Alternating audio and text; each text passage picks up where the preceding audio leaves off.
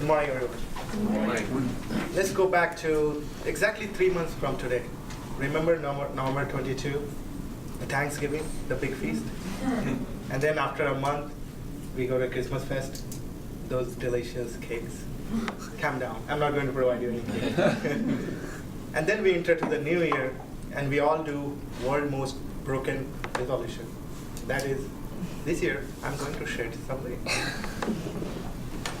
And 11 January, when we all met, I noticed that during our invocation time, most of the people have this goal to reduce the weight.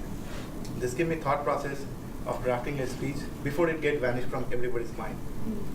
Researchers say that 60% of gym membership are done in the month of January, and those people are not seen after mid of February. So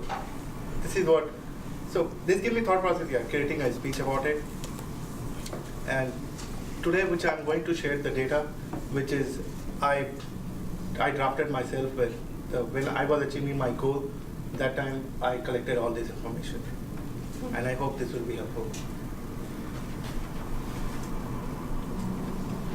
A very famous statements come from almost everybody. I want to reduce my weight to like 10 pounds or something. I said, really? How are you going to do that? Well, I'll do dieting. Okay. So when you say you are going for a dieting, it means you are craving yourself. You're not eating enough food. You are in low macronutrient, maybe lack of protein.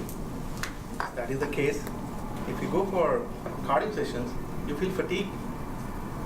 And if you go for muscle training, you won't be able to build the tissue because you are on low protein. Instead of thinking about weight loss, think about fat loss, which you have accumulated in your body throughout the years or the months which you accumulated that. Fat loss, how it can be done? It can be done via proper nutrition. You don't have to carve yourself. You have to make sure you eat the nutritious food along with the different timings, as well as you have to do the proper workout. That will be helpful. If you think correct, you will do things right.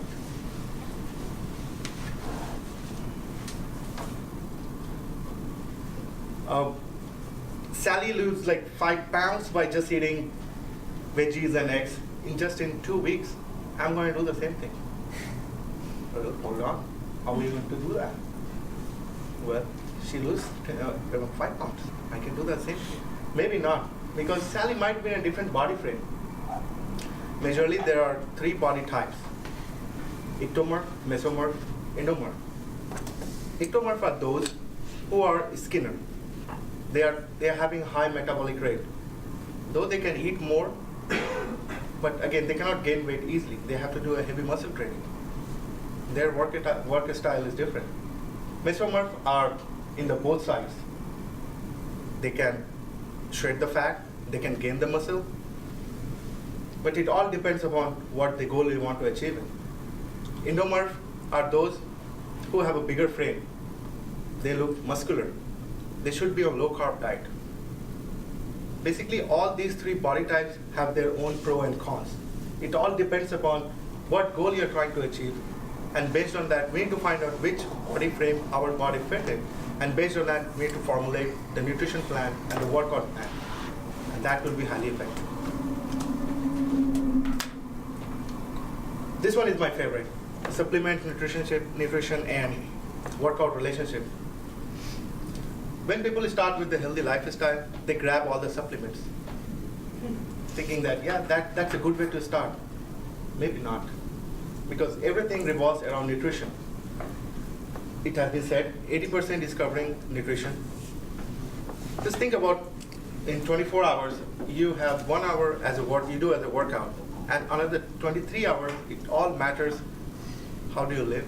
What do you eat? How much you sleep? That matters a lot. Having said that, 80% is nutrition, 10% is your workout. When I say 10%, it means you have to give your 100% when you hit the floor. And if these both are in sync, then it is going to help you with the supplement. That supplement comes in the picture. Again, it's may not. Calorie count. Most of the people tend to take a piece of pie or They will take a slice of the pizza, stating, well, it's just 100 calories. Why don't I do that? Why can't I eat that? Even though I take any fruits, that's gonna be also just 100 calories. Technically, you're right. It does contain only 100 calories. But think about the bigger picture, which is glycemic index. The glycemic index of highly processed foods and highly sugar content foods are pretty high.